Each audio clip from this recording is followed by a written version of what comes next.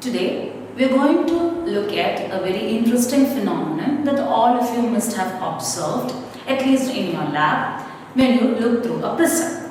So take a prism and send white light through it. What do you observe? What all colors come out as emergent rays through the prism. So when you send white light, we get all 7 colors, that is wibgeo or as the emergent ray.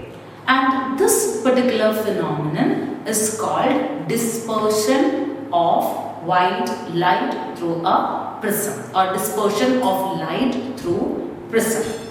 So the topic of the day is dispersion through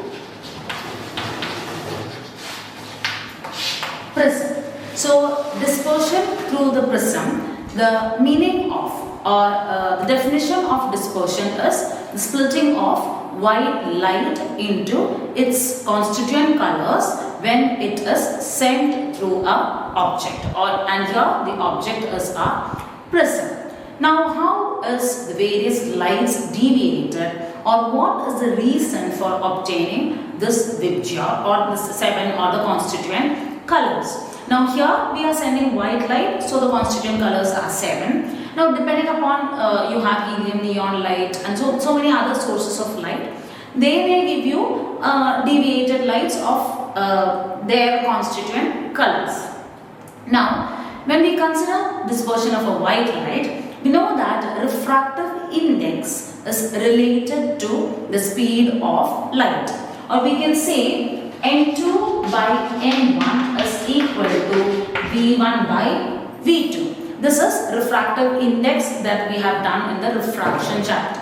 So N2 by N1 is equal to V1 by V2. Now when we consider, let's take the extreme points, that is the violet light and the red light. So when you look at the violet light and the red light, violet light has got minimum speed when it is passed through a glass prism, and red light has got maximum speed when it enters the glass prism. That means violet has minimum speed and red has maximum speed.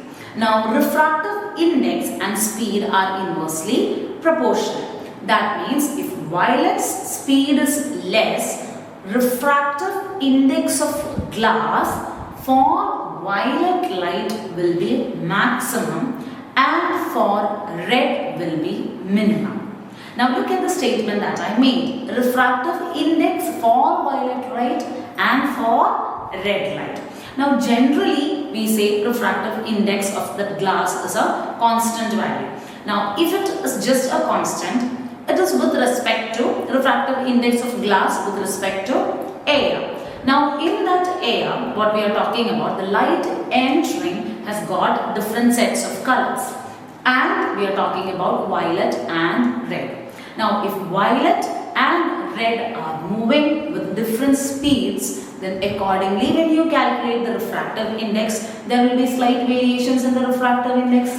That means refractive index of that glass will have a range, and that range will satisfy for violet and for red, and of course for the between rays as well. So refractive index of glass for violet light is maximum and for red light is minimum. Now let us look at the minimum deviation equation.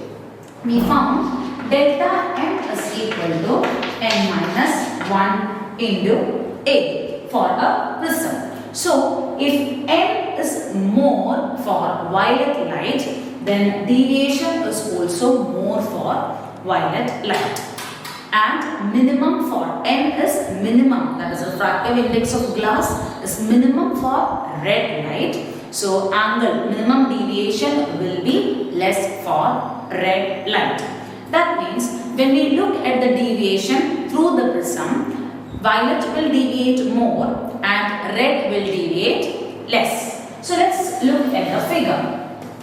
You have the prism, okay, white light enters. So you will have, after entering, we will see red like this and colors. You will have red here and violet here. That means violet is deviated more than red. Now, when I say deviation, that means we are talking about the minimum deviation or the angle of deviation. So, how do we find? We extend this, and this line is deviation for violet, and when I extend this angle is deviation for red. This is deviation. When we extend this, that becomes deviation for violet, and when we extend this, when it meets the incident ray, that becomes the deviation of red. Now there is a concept called angular dispersion. Now what is angular dispersion? It is the angle between any two rays. It need not be violet or red, it can be any two colors. The angle between the deviated rays of those two colors. As I said, it can be between red and violet, red and yellow, green and violet, green and blue. It can be any two colors. Right now, we are considering red and violet. So, we will extend this line, and we will also extend this line. This will meet at a particular point. That is, I extend the violet light, I extend the red light. They meet at some point. The angle formed here, I take it as theta, and theta is called angular dispersion. So what is actually theta? Is angular dispersion. So I said this is theta. Now this is deviation for violet, and this is small angle. Your red is this. So red goes here. So this is delta R. Now delta V is this entire angle, delta R is the small angle. So theta will be delta V minus delta R. So theta is equal to delta V minus delta R. This is the formula for angular dispersion. Now we will obtain it in terms of the refractive index. So theta is equal to delta V minus delta R. What is delta V? That is NV minus 1 into A. And what is delta R? It will be NR minus 1 into A. So what is theta? Theta is equal to delta V minus delta R. So you can write NV minus 1 into A minus NR minus 1 into A. Now when we solve this, you will get NV, and this is NR. So it becomes NR. Then minus A, minus of minus becomes plus. Plus A cancels. So NV minus NR into A. So theta is equal to NV minus NR into A. You just open this up and solve it. You will get NVA minus A minus NRA plus A. So A goes off. So NV minus NR into A.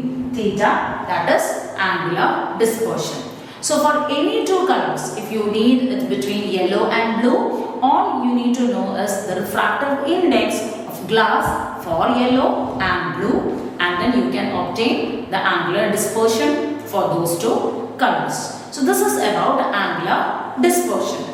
So when we look at dispersion, we've now seen what is angular dispersion. Now we will look at dispersive power. Now what is dispersive power? It's actually a ratio. That is, when white light passes through a prism, it splits into its 7 constituent colors. So that means from red to violet. What is the mean light? So when you take VIBGYOR, yellow is taken as a mean. So it's a ratio between the minimum deviation between violet light and red light to yellow light. That is delta V minus delta R divided by delta Y. That is called dispersive power. That is the minimum deviation of violet minus minimum deviation, not minimum deviation, just talk about deviation, that's enough. So deviation of violet minus deviation of red divided by deviation of yellow. This is what is known as dispersive power.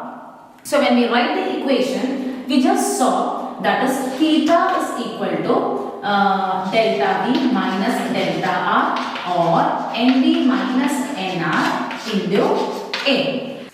Dispersive power is written as W, or you can also call it as omega. So we represent it as omega, which is equal to delta V minus delta R divided by delta Y. Now theta is actually delta V minus delta R. That is equal to NV minus NR into A. So I substitute. You get NV minus NR into A. And for yellow light, we can write it as, what is the general formula? Delta V is equal to N minus 1 into A. This was the general formula for delta V. Delta V is equal to N minus 1 into A. So for yellow, we can write Ny minus 1 into A. Now A and A goes off. So what is left? You get omega is equal to NV minus NR divided by Ny minus 1. So this is the formula for omega. That is NV minus NR divided by Ny minus 1. This is dispersive power. Omega is equal to NV minus NR divided by Ny minus 1. And if we write it in terms of delta, it is omega is equal to delta V minus delta R divided by delta Y. So both of these equations are very important. Here, if you are writing it in terms of refractive index, you have Ny minus 1. And when you write it in terms of delta, you don't have the minus 1. It's a very common error that is made. So please look at these two equations, which is very, very important. So we have learned what is dispersion, what is angular dispersion, and what is